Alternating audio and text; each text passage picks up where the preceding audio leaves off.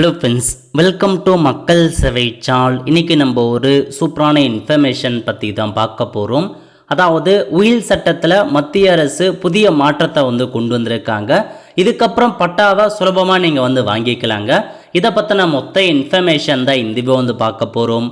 இந்த video skip பண்ணாமல் ஃபுல்லாக பாருங்கள். அது மட்டுமல்ல, இந்த வீடியோ நிறைய பேருக்கு ஷேர் பண்ணுங்க. ஓகே, அதாவது மத்திய அரசு சார்பில் 2025 ரீபீலிங் அண்டு அமெண்டிங் ஆக்டை கொண்டு வந்தாங்க. இது யாருக்கு பொருந்தும் அப்படின்னா, ஸோ உயில் வச்சிருக்கீங்க அப்படின்னா உங்களுக்கு இந்த ஒரு புதிய அப்டேட்டை கொண்டு வந்திருக்காங்க. ஸோ அந்த அப்டேட்டை பார்த்தீங்கன்னா நம்ம தமிழக பதிவுத்துறை சார்பில் அதை நிறைவேற்றணும் அப்படின்னு சொல்லியிருக்காங்க. அதாவது டிசம்பர் 2025 நிறைவேற்றப்பட்ட ரத்து செய்தல் மற்றும் திருத்த சட்டம் 2025 படி ஸோ அந்த இந்தியா முழுவதும் உயில்களின் கட்டாய சோதனைகளுக்கான வில் ப்ரொவைட் தேவை நீக்கப்பட்டுள்ளது. மேற்படி மத்திய அரசின் அரசிதழ் எண் 61 அவங்க தகவலுக்காக மற்றும் உரிய நடவடிக்கைக்காக இத்துடன் இணைத்து அனுப்பப்படுகிறது அப்படின்னு சொல்லிட்டாங்க. ஸோ தமிழக பத்திரப்பதிவுத்துறையில் அந்த உயில்களின் கட்டாய சோதனைக்கான அந்த தேவை நீக்கப்படுகிறது அப்படின்ற மாதிரி ஒரு அப்டேட் கொடுத்துருக்காங்க. அதாவது ப்ரொபோட் அப்படின்னா என்ன அப்படின்னா, உங்களுக்கு ஒருவர் தனது சொத்துக்களை யாருக்கு கொடுக்க வேண்டும் என்று உயில் எழுதி வைத்திருப்பார். அந்த உயில் உண்மையானதான் என்றும் அது சட்டப்படி செல்லுபடியாகும் என்றும் நீதிமன்றம் வழங்கும் சான்றிதழே ப்ரொபேட் எனப்படுங்க. அதாவது ஸோ இப்போ பார்த்தா உங்கள் யாராச்சும் உயில் எழுதி வச்சுருப்பாங்க.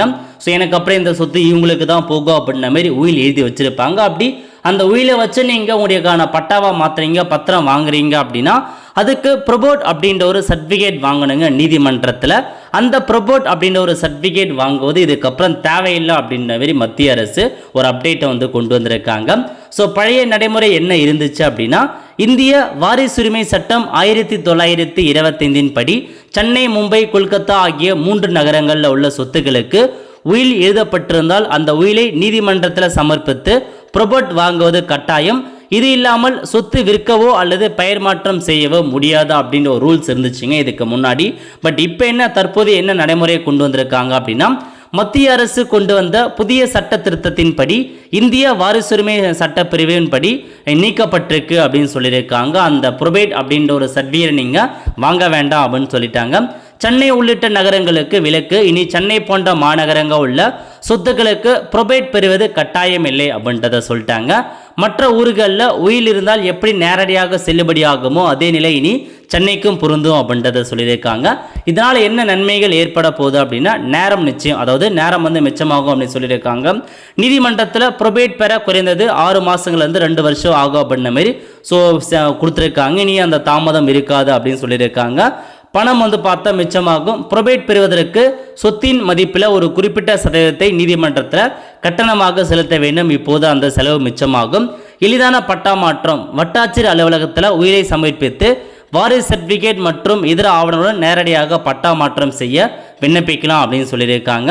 ஸோ எப்போ நீங்கள் நீதிமன்றத்துக்கு போகணும் அப்படின்னா, ப்ரொபேட் கட்டாயமில்லை என்றாலும் ஒரு சில நேரங்களில், அதாவது சம்மந்தப்பட்ட உங்கள் கூட வாரிசார் இருக்காங்க, அவங்க ஏதாச்சும் வழக்கு போடுறாங்க அப்படின்னா அதை நீங்கள் உயில் போலியானது என்றும் மற்ற வாரிசுகள் வழக்கு போடுறாங்க அப்படின்னா அதை நீங்கள் போயிட்டு நீதிமன்றத்தில் நிரூபிக்கணும். அதுக்காக மட்டும் போனால் போதுமானது. இதுதாங்க உங்களுக்கான இன்ஃபர்மேஷன். ஸோ உயில் வச்சிருக்கீங்க அப்படின்னா அந்த உயிலுக்கான ப்ரொபோட் சர்டிஃபிகேட் நீதிமன்றத்தில் வாங்க வேணாம் அப்படின்னு ஒரு சட்டத்தில் மத்திய அரசு நீக்கியிருக்காங்க. ஸோ உயில் வச்சிருக்கீங்க அப்படின்னா டைரெக்டாக நீங்கள் பட்டா மாற்றம் பண்ணி உங்கள் பெயருக்கு மாற்றிக்கலாம்.